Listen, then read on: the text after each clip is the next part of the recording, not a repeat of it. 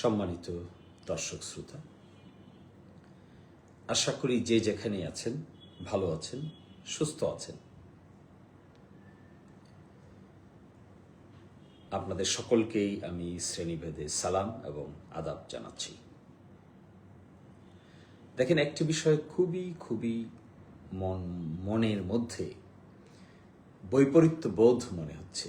সেটি হলো গণভোটের যে অধ্যাদেশটি আছে, এই অধ্যাদেশটি 133টি অধ্যাদেশের মধ্যে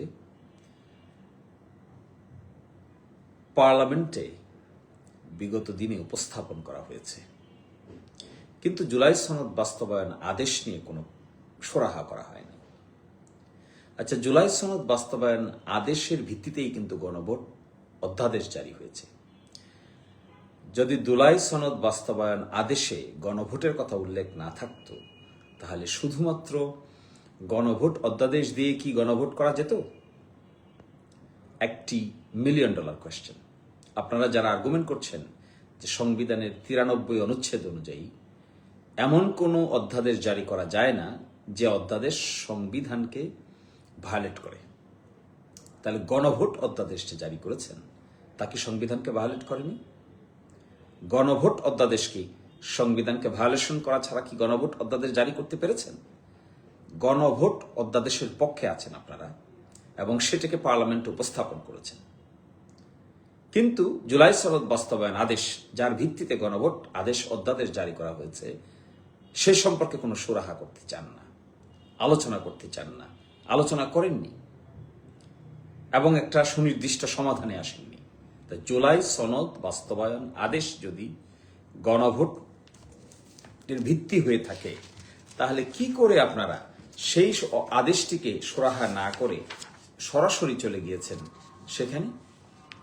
এবং জুলাই সনদ বাস্তবায়ন আদেশের 6 নম্বর ধারায় বলা হচ্ছে, গণভোট অনুষ্ঠানের লক্ষ্যে নির্বাচন কমিশন কর্তৃক প্রয়োজনীয় ব্যবস্থা গ্রহণের উদ্দেশ্যে যথোপযুক্ত আইন প্রণয়ন করা হইবে। এবং সেই আইনই তো প্রণয়ন করা হয়েছে, রাষ্ট্রপতি অধ্যাদেশের মাধ্যমে গণভোট অধ্যাদেশ জারি করেছেন, তাতে শিডিউল দিয়েছেন, 30টি ঐকমত্যের বিষয় একসাথে করেছেন। তো সেইখান থেকে আপনারা এক হলো গণভোট অধ্যাদেশকে পার্লামেন্টে নিয়েছেন, কমিটিতে পাঠিয়েছেন, 133টি অধ্যাদেশের মধ্যে গণভোট অধ্যাদেশও সেখানে নিয়েছেন। আমি আশা করব আগামীকালকে আপনারা সংবিধান সংস্কার বাস্তবায়ন আদেশ আলোচনা করবেন, সংবিধান সংস্কার বাস্তবায়ন আদেশের ভবিষ্যৎ নিয়ে কথা বলবেন। সংবিধান সংস্কার বাস্তবায়ন আদেশ, যেহেতু এটা আদেশ, অধ্যাদেশ নয়, সেজন্য এটি সংবিধানের রিকোয়ারমেন্ট নাই।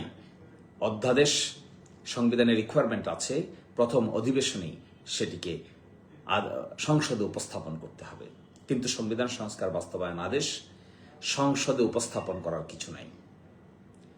কিছু নাই।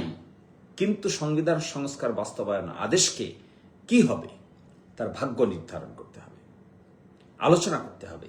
এখানে যে বিষয়গুলোকে ইনকর্পোরেট করা হয়েছে সেই সম্পর্কে সংসদে আলোচনা হতে হবে। সংসদে পয়েন্ট অফ অর্ডারই বলেন আর এজেন্ডা ভিত্তিকই বলেন, একে আলোচনা হয়ে একটা সুরাহা হতে হবে।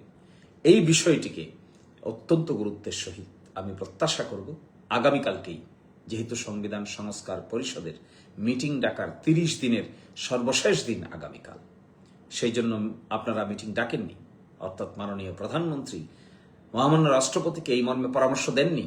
এই জন্য শুধুমাত্র একটি অধিবেশন ডেকেছেন, সংসদের অধিবেশন ডেকেছেন। সংসদের অধিবেশন তো মাননীয় প্রধানমন্ত্রীর অ্যাডভাইস ছাড়া, পরামর্শ ছাড়া ডাকতে পারেন না। তো নিশ্চয়ই তিনি অ্যাডভাইস প্রদান করেননি। যেহেতু অ্যাডভাইস প্রদান করেননি, সেজন্য সংবিধান সংস্কার পরিষদের সভা ডাকা হয়নি, আর তার আগে তো শপথই নেননি।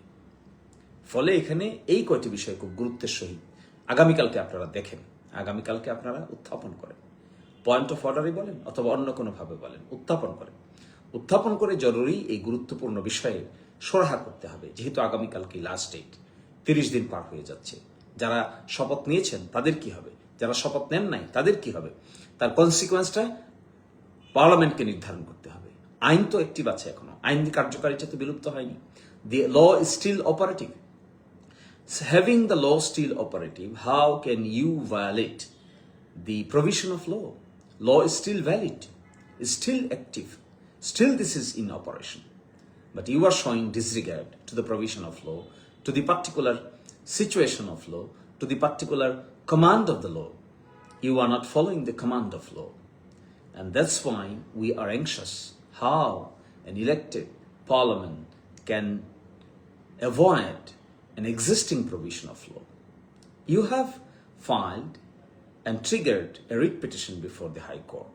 But that writ petition in that writ petition, the High Court division did not pass an interim order. High Court division only passed a rule, nisi. That rule does not mean that the High Court division passed any specific ad interim order. Since the High Court division did not pass any ad interim order, it is not under active consideration of the High Court. High Court division did not stay the operation of the act and the provision of the law.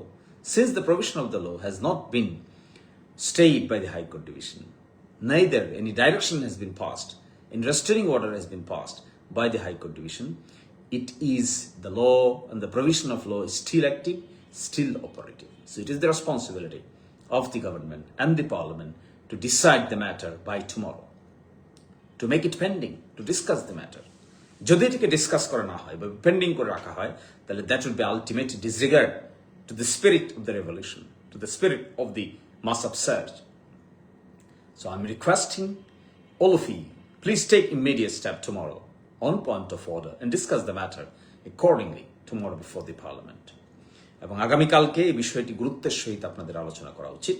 যদি আলোচনা করতে না পারেন তাহলে আরেকটা সংকটের দিকে দেশকে ফেলবেন। আপনারা গণভোটকে নিয়ে যাবেন সেখানে, কিন্তু গণভোটের যে অরিজিন জুলাই সনদ বাস্তবায়ন আদেশ সেটিকে আলোচনা করবেন না, তাহলে তো আপনারা অনেকটা মাকে অস্বীকার করছেন, ছেলেকে স্বীকার করছেন। এটি ভালো পদক্ষেপ হবে না। থ্যাংক ইউ, সকলেই ভালো থাকবেন।